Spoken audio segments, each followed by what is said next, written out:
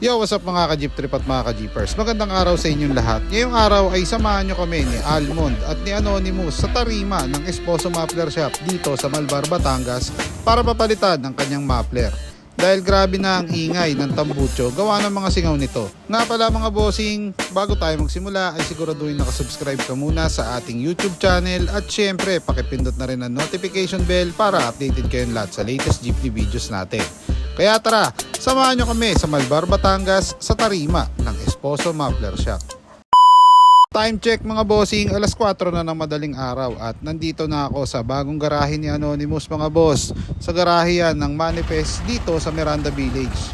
Bali isang garahe na lang kami mga boss dahil yung dating garahe namin medyo may sablay na nangyari. Nakawang kami doon ng mga gamit, ng molly at syempre ng pera. Kaya nakiusap ako dito kila Boss Tutoy kung pwedeng maisingit kahit sa isang slot ng paradaan si Anonymous mga boss. Kaya ayan, palabas na ng garahe si Anonymous mga boss at syempre si Almond Clark ang ating magiging piloto niyan papunta ng Batangas mga boss. Yun, kung maririnig yung mga boss, iba na talaga yung tunog ni Anonymous dahil para siyang helicopter. Kaya kailangan na talaga nating papalitan mga boss.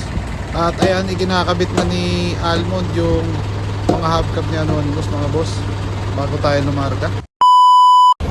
Yun mga boss, time check 4:40 na umaga. Sama ko si Al, ayun o. Pare, Oy, tara na. Dami Batangas mga boss. Kila Ma'am JJ sa Esposo Muffler. Ayan. Siyempre dadampot muna kayo pa Blooming Treat. Sayang din eh. Let's go!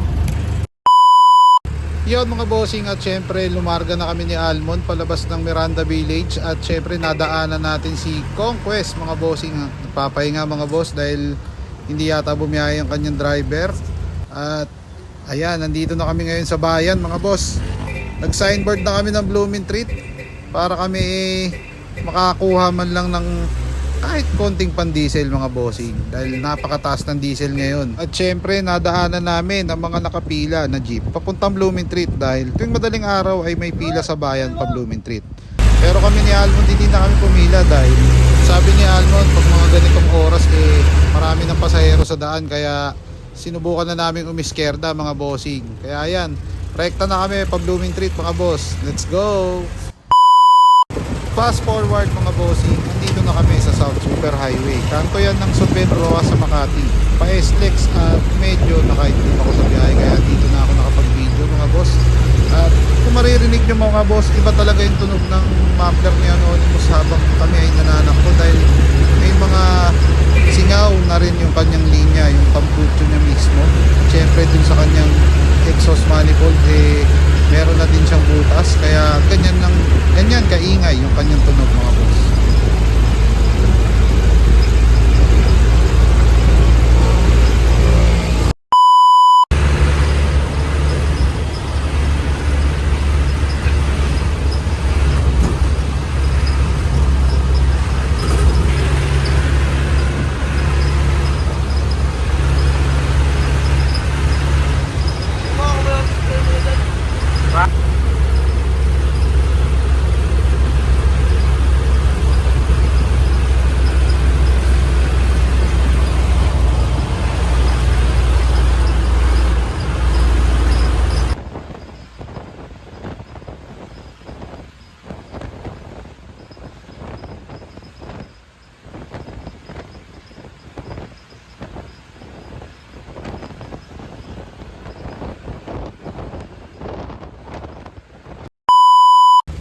Yun mga bossing, time check 7 o'clock na ng umaga mga boss at nandito na kami sa Santo Tomas, Batangas mga bossing. Nandiyan na kami sa Arco. So ilang bayan na lang pagkatapos na itong Santo Tomas Tanawan na and then Malvar, Batangas na mga bossing. Konti na lang mga bossing, malapit na tayo. Let's go!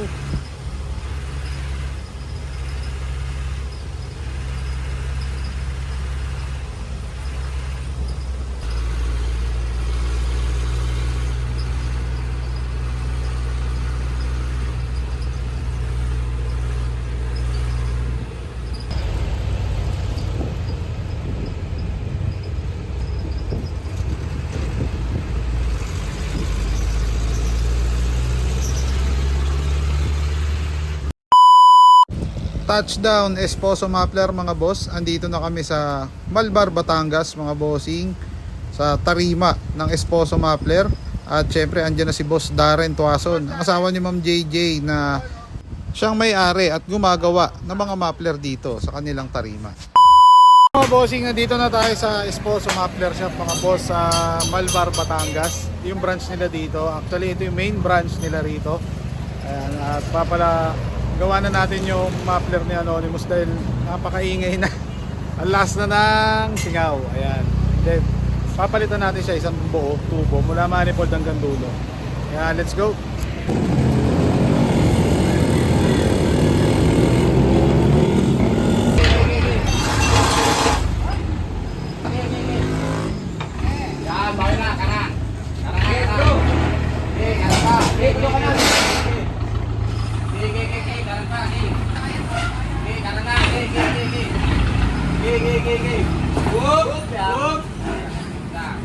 Wait mo ka lang po sa harap, wait. Wait mo yung gulong. Wait na. Layo pa.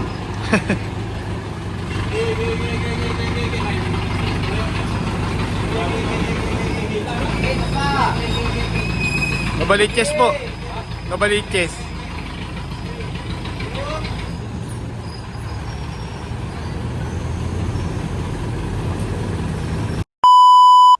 Yun, at syempre dala natin yung stock na 4BE1 na exhaust manifold mga boss. Yan ang ipapalit natin dun sa dating nakakabit na exhaust manifold. Mga bossing, nakatanggal na yung exhaust manifold ni Anonymous. Ayan. So pati yung tubo tinanggal na rin nila. Ayan, okay. So papalitan natin to ng bagong exhaust manifold mga boss. Pang Eagle na talaga yung ikakabit natin, 4BE1. Ayan, and then syempre yung tubo, isang buong tubo papapalitan natin. Ayan. Kasi ito yung pinagtanggalan nung muffler natin mga boss. Ito yun. So, lumang-luma na siya, bulok na. Naabot na ng katandaan. Nga pala mga bossing, ang ipapakabit nga pala natin na muffler ay silencer or power flow kung tawagin. Dahil mas gusto ko na marinig yung pagkabarako na tunog ng makina kaysa dun sa maingay na muffler. At isa pa mga bossing, bibihira na lang din kasi ang gumagamit ng mga may ingay na muffler dito sa amin sa Novaliches.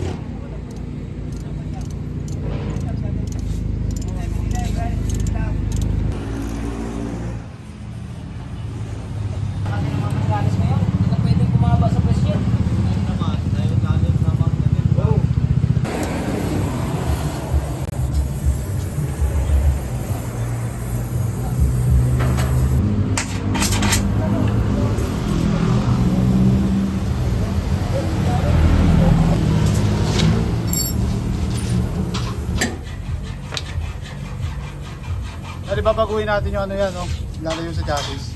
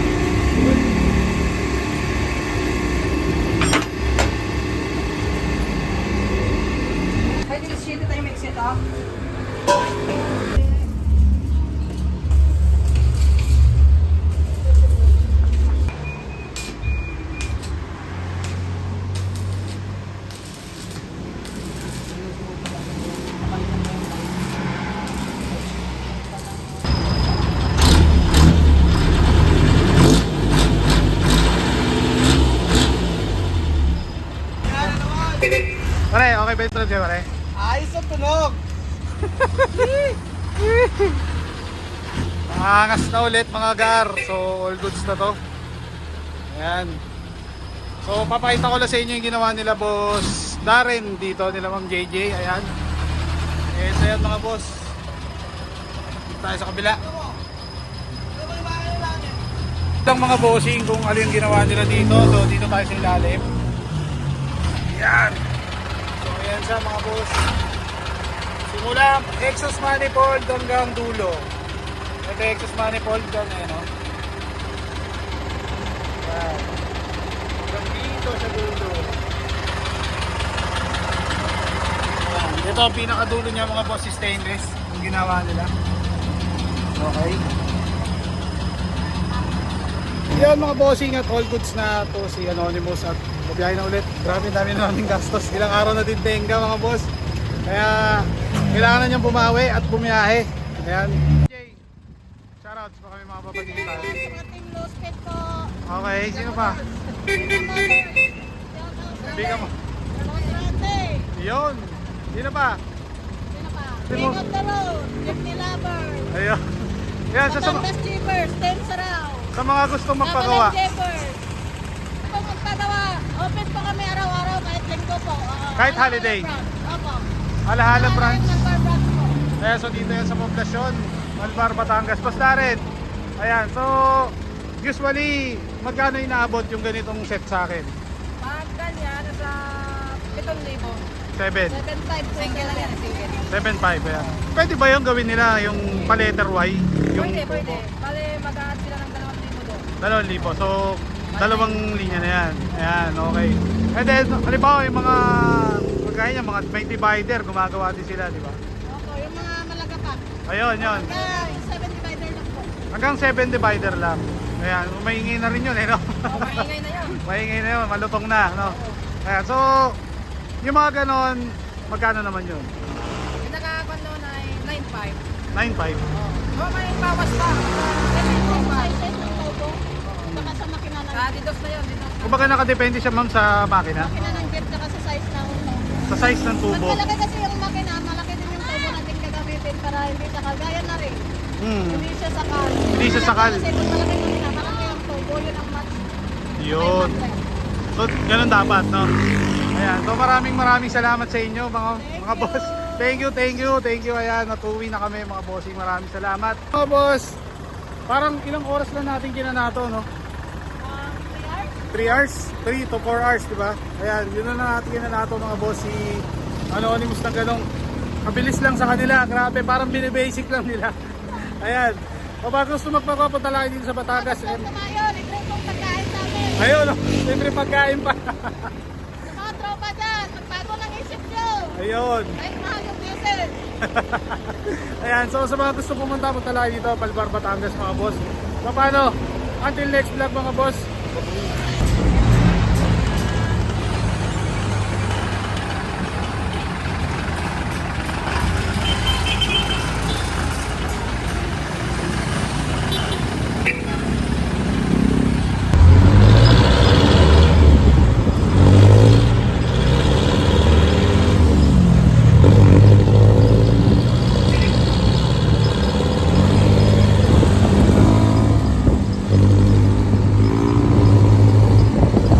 Mga bossing, pauwi na kami ni Al.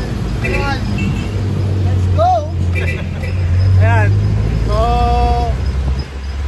maraming salamat sa lahat ng mga kasubaybay dito sa unit namin na si Anonymous. Unti-unti lang to mga boss. So, nakatapos lang ng muffler. Next natin eh, siguro sounds na pa rin, no? Siguro. Kaya natin na lang. Abang na kayo guys, abang-abang lang. Abang-abang lang, ayan. So, ano parang okay na yan eh, no? Ano na ito natin? Hanggang natin kami na.